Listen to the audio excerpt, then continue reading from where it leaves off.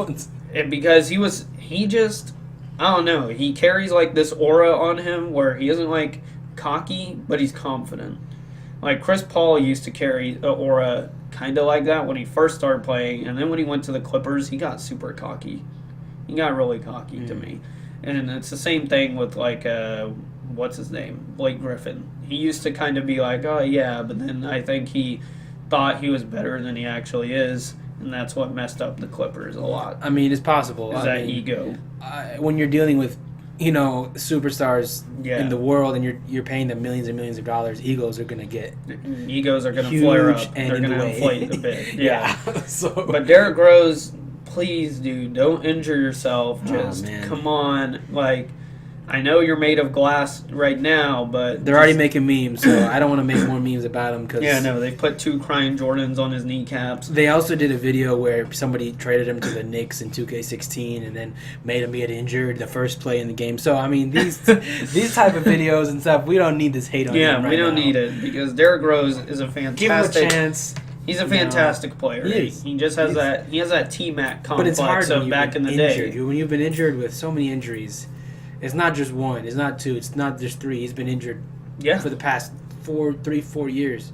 Ever since before I graduated high school. So it's been a long time. It's been a long time. I mean, he was going to be the face for the Bulls. He was going to bring the Bulls to the finals. I mean, he won the MVP. Yeah. So I mean, and I think I think he got Rookie of the Year as well. I mean, so he's made the All-Star team. I think 2 or 3 times. So I mean, and now a lot of people don't know who he is. No? Like if you don't follow basketball that much, you're like, who's that? Yeah. That sucks. Derrick Rose, like. He was a good player, but he had that Tracy McGrady complex of getting injured a lot, or the Greg Oden complex of getting injured forever. Greg Oden, he was an old man. No, yeah, he was an old man trapped in a young man's age, I guess. You remember using him on 2K? He was lying about his age. He was definitely lying. There's some way. He came out of Ohio State, I think, and he was like really expected to do so well, and it's kind of sad to see obviously, because he was like 38 playing against kids that were 18. I mean, it reminds me of old school. He was playing old school with the old guy at the we used to play with an old dude at Toller, and he'd like smoke a cigarette as he's playing basketball. It brought him. I mean, he would wheeze like tremendously, but he would. I gotta give him props. He would never quit. He would never quit.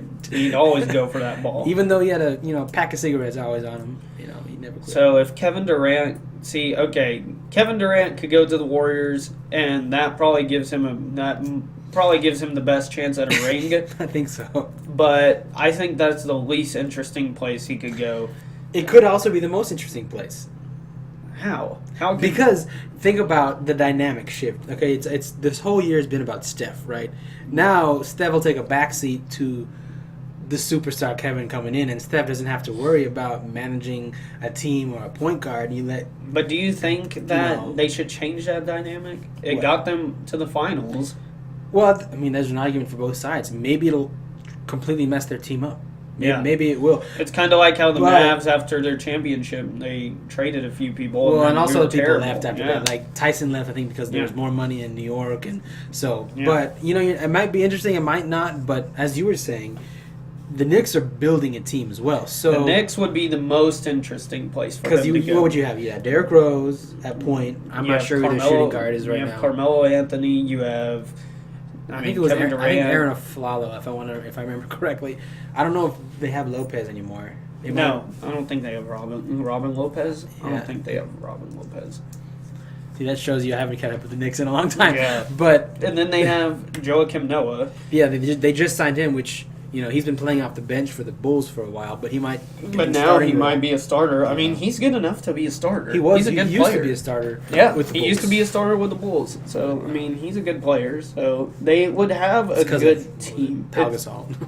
Yeah, exactly. Pau Gasol took over the Bulls center position. So, but the question is, would the Knicks mesh well with Kevin Durant? I don't see a problem, and I don't see a problem really with Carmelo. Well, I also think it matters about the coach because they went through Derek Fisher, and that didn't work out. They went through Kurt Rambis, and that didn't really work out. So if Phil Jackson wants to get a coach, he's going to have to get one, I guess, that meshes with him, but not only, and the players respect as well. I mean, just let Phil Jackson be a coach again. No. Be him a coach, and he can be a general manager and an owner and a president. I mean, why not? It's possible, I guess. But I mean, that's the good thing about Carmelo Anthony, though, is Carmelo Anthony doesn't have a huge, as we were talking about with egos, he doesn't have a huge ego a lot. A lot of the time, he is very, well, I mean, he is what his name is, which is Melo. He is that. He's mellow. So him and Kevin Durant would mesh so good because they almost have the same personality. They're very quiet. They're very until they get on the court. And things change a bit, but still, like when they're talking and stuff like that, they don't have that. It'll be difficult at the same time though, since they both play a certain position. Exactly. How they mesh is up to debate, but I mean, we'll see. I can't wait. That would be my prediction. If they get together, I think they would have a good fit with each other. I think they would be able to get some chemistry going also think pretty quickly. The city of New York will have like a revamp of their feelings when Patrick Ewing and John Starks and because New York has been so close to being an amazing team. They had like Stoudemire not that long ago. Well, even in the '90s, when they went. I don't know. I think they went to the finals, the Eastern Conference Finals versus the Pacers and Reggie Miller and Patrick Ewing and all of them. They were a great team. They were really hard, like a physical team too. So I'm sure New York is wanting New something. York is like wanting they it, want, and I think a lot of people want it too because New York is a fun team to watch. They've always been a fun team.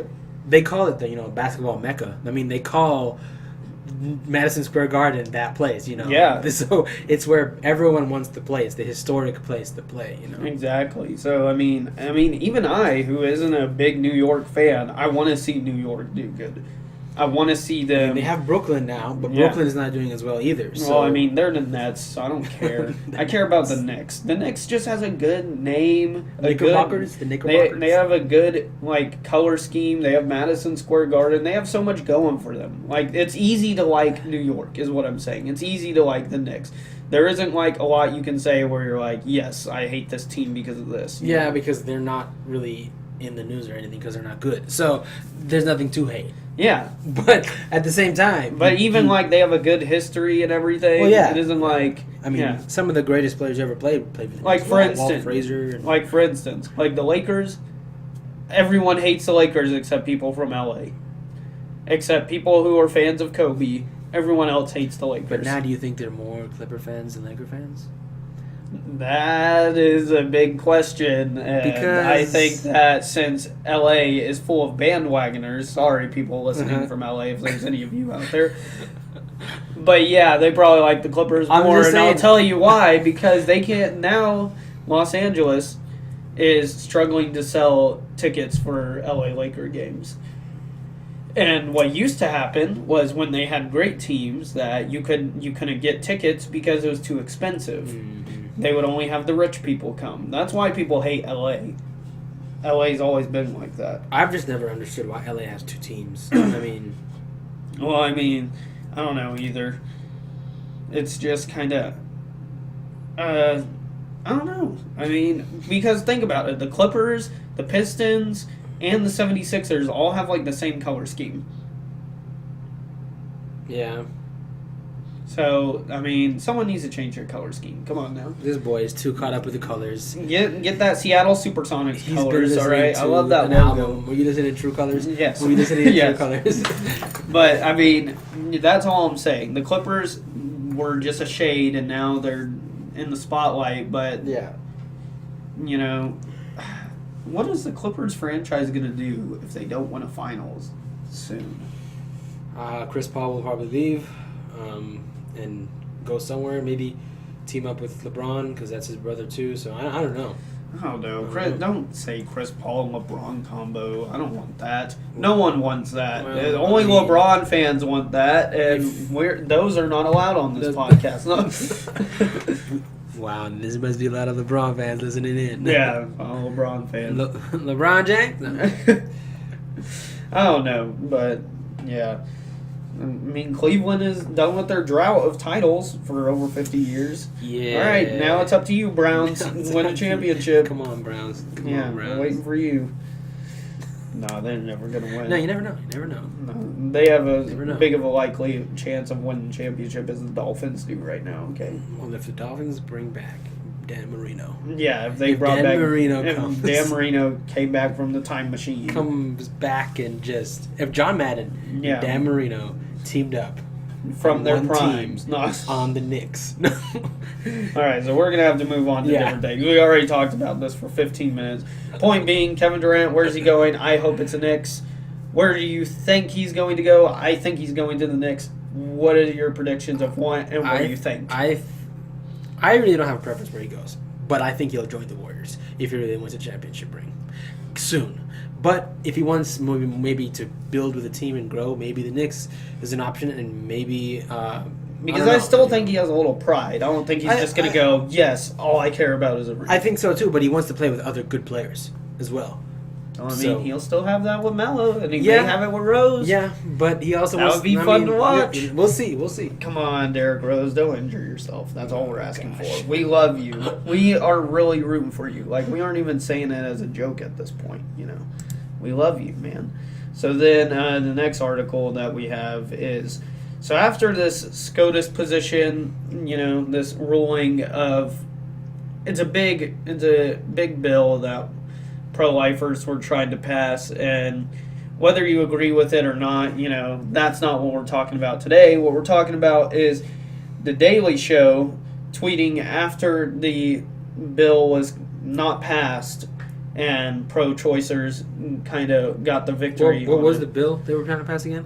I mean, That it was was the- it was kind of, to what I understand of it, I'll try and get more information on it next week, is it was kind of a bill for things to be like more sanitary. Like, they want you to have, if you're having an abortion, they want you to have the same cleanliness as like you doing surgery. Yeah, And pretty much pro-lifers were trying to make it harder for people to have abortions. And I see. I understand that to an extent, because we do have people these days who just have an abortion just to say, oh, well, I don't have time for this in my life right now. And that's what they say, and that's it. Now, for what's it called, I'm pro-life, but I also understand what pro-choice people are talking about. Whether I agree with it or not, that doesn't matter. You know, that's not what this article is about. So after that happened, after the decision wasn't announced, the Daily Show tweeted, "Celebrate the SCOTUS ruling, go knock someone up in Texas," because it was a Texas ruling. And now I have this from U.S. Magazine, and a lot of social media users immediately slammed the satirical news show for its post, which many users deemed disgusting and insisted the tweet went too far. And I totally 100% agree with that. The Daily Show, ever since having Trevor Noah on, Trevor Noah has been nothing but a mule for Democratic news outlet and propaganda. That's what I get so mad about, is people sharing stuff like this and then saying, yes, this is credible. You have it on NBC with Seth Meyers also, who is staring at me on the screen as I speak. But he's the exact same way, just not as far. I mean, what's it called? The best dog that can do the most tricks is Trevor Noah for the Democratic committee.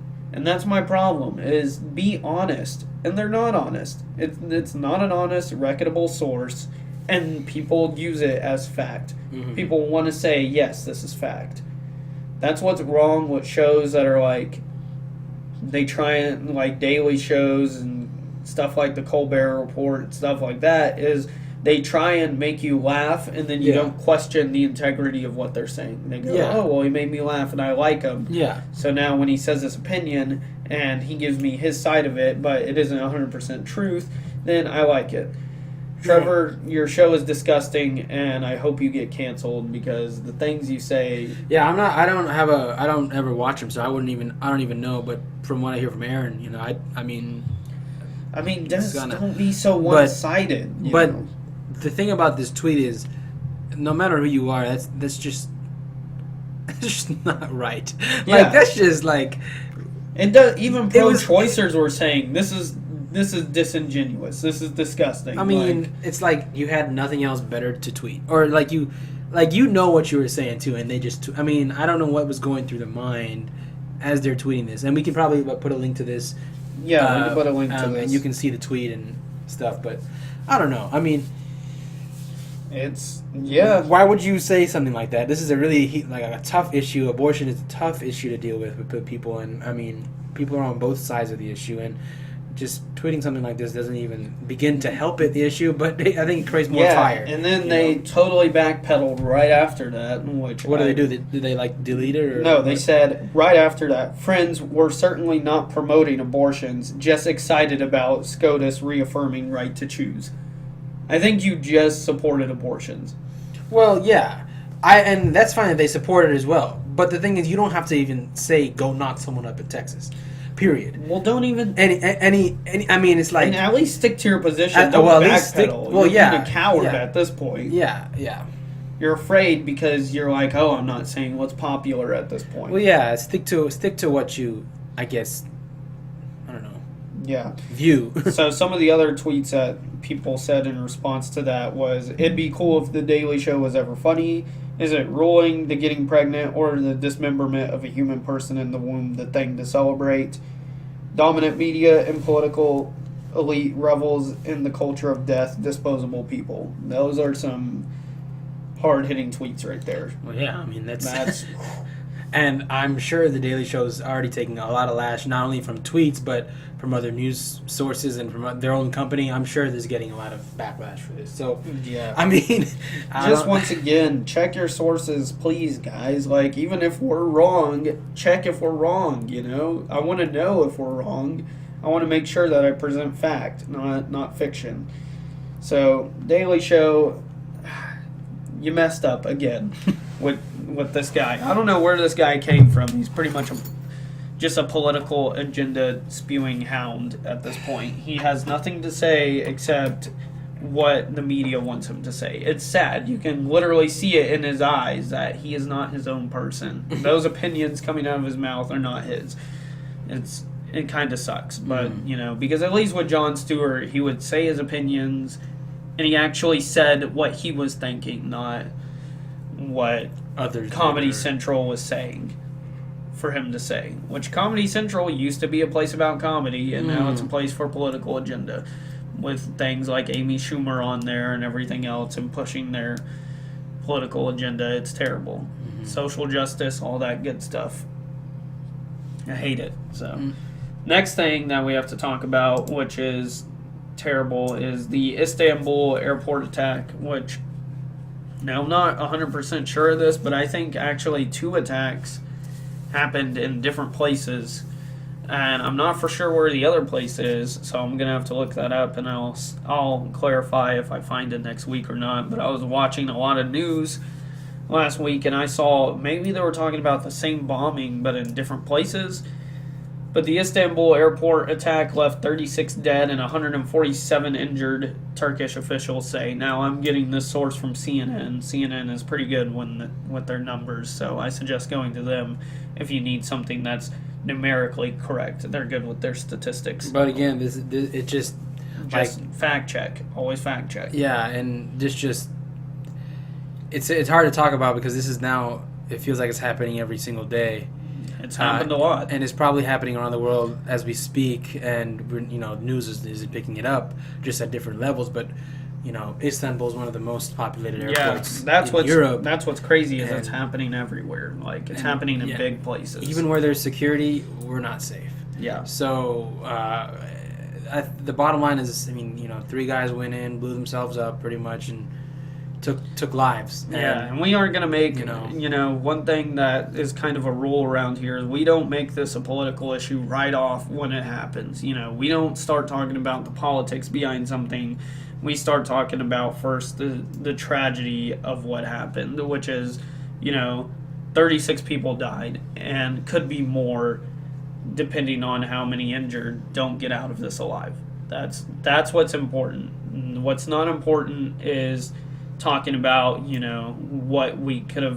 what political standpoint we have on it. That's not the important part. The important part is talking about life and what we've lost and the people out there. So our thoughts and our prayers are with you, whatever, will comfort you. Whatever we can do to comfort the people, that's what we're trying to do. So it's just a terrible issue, and we can talk more about it next week, but I always want to try and give time before we start talking about things. I mean, I first talked about that with the Orlando shooting. Before we knew anything, it turned into a political issue, and I refused to do that. You know?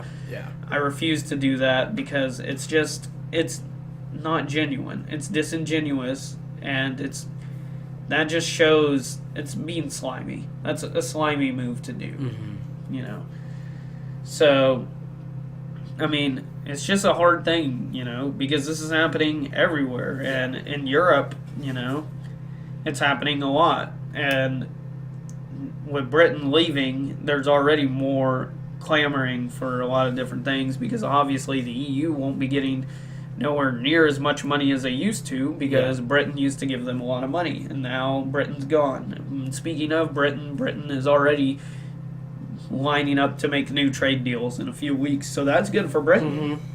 A lot of people said that it wasn't going to happen, but there's already around 10 countries, I think, lining up for new trade deals for them, so that's good.